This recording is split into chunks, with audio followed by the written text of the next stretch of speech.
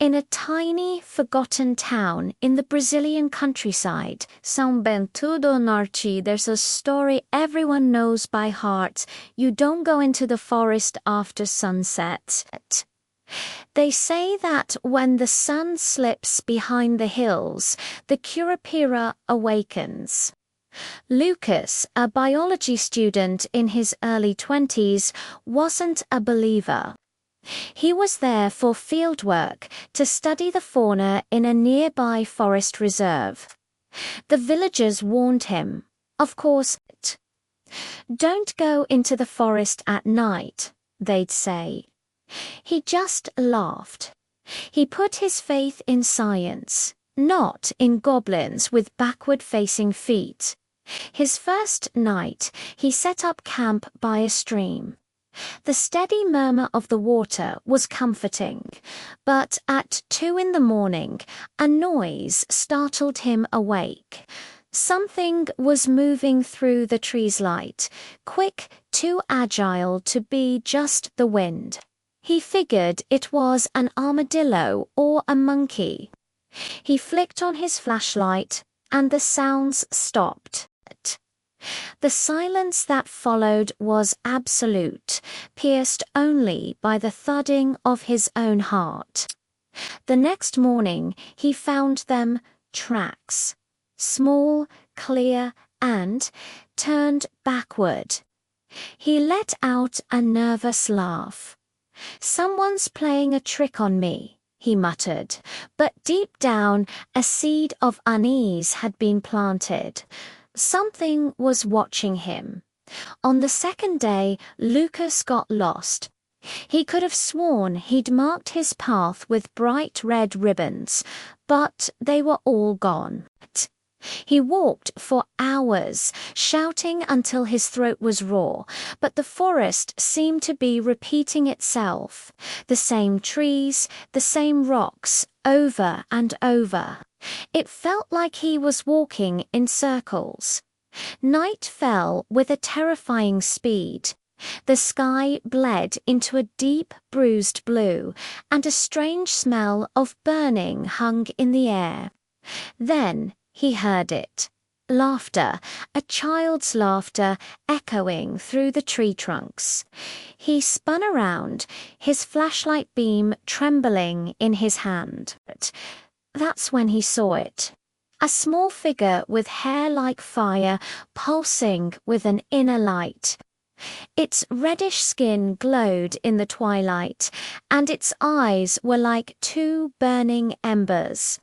When it moved, its feet were, just as the legends said, turned backward. Lucas didn't run.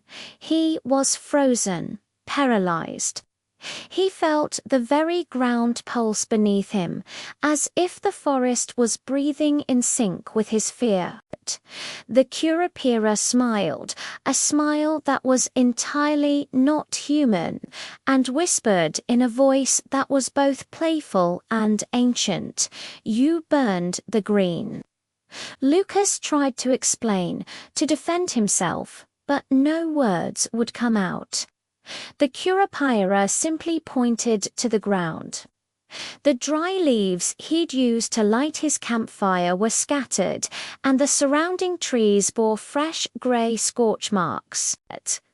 In an instant, the forest transformed around him.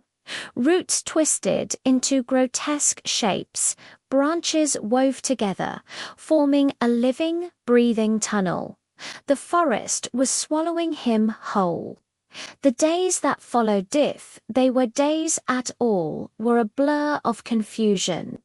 Lucas desperately searched for a way out, but every path he took led him right back to the same stream. The Curupira was always there, following him. Sometimes just a flicker in his peripheral vision, other times inches away, just watching. One dawn, he woke to the sound of his own voice screaming, echoing through the trees as if another version of him was being tormented somewhere nearby. He ran, desperate, but the screams came from every direction. When he finally stopped, breathless, he found the red ribbons again. This time, they were tied around a pile of bones. That night, Lucas scrawled his final entry in a waterlogged notebook. It is not a legend. He protects the forest. Do not light a fire without permission.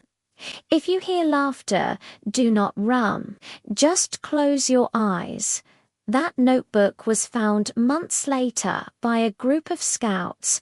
There was no body, only his gear scattered near the stream. As they packed up, one of them saw something shining underwater. It looked like a reflection, until they realized what it was: a single tuft of red hair floating gently among the rocks. They say that, since then, the Curupira still roams those woods. Sometimes a human voice is heard whispering alongside his unexhausted, distant warning, "Do not follow the tracks." The stream seems to have a new voice now, calmer, as if time itself has bent to an ancient rule. The red ribbons, tangled in bone, are a painful reminder that this wasn't about a hunt or a punishment. It was a warning, passed down through generations. But Lucas's story didn't end there.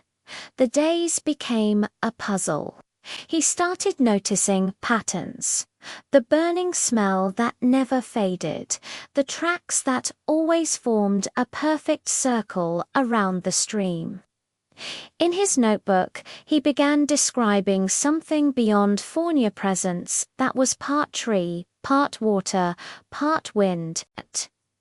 One evening, he returned to his camp to find a small shelter woven from leaves and sticks. Inside, on a giant leaf, rested a small polished red stone amulet. When he touched it, a vibration hummed through him, a memory of the old stories: protection, territory, respect for boundaries.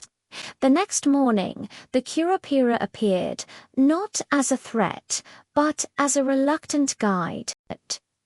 He led Lucas through a passage formed by bent trees, a corridor into another dimension of the jungle. There, Lucas understood. He saw a community of beings, the collective embodiment of the ecosystem, who protected this land. The Curupira explained that he wasn't a creator of fear, but a reminder. Scientific curiosity is powerful, but it must have the forest's consent. He showed Lucas ancient tools used not to destroy, but to mark sacred boundaries. And then he offered a gift, a pulsing, dark blue seed. It would only germinate, the Curupira conveyed, if Lucas promised to study the forest with the goal of protecting it, not just observing it. Back at his campsite, his notebook was still soaked, but one page was perfectly intact, written in a hand that was not his own. The last line read, "Do not follow fire without permission. Do not capture silence without listening to the world around you." Lucas changed his entire approach. He began mapping relationships, impacts, and responsibilities. The villagers noticed the change. His curiosity was now tempered with a deep respect for a wisdom that grows at the forest's pace. The whispers and laughter still echoed at night, but they felt different playful tests of courage. Years later, the reserve is a center for responsible research, where scientists learn to listen more than they speak.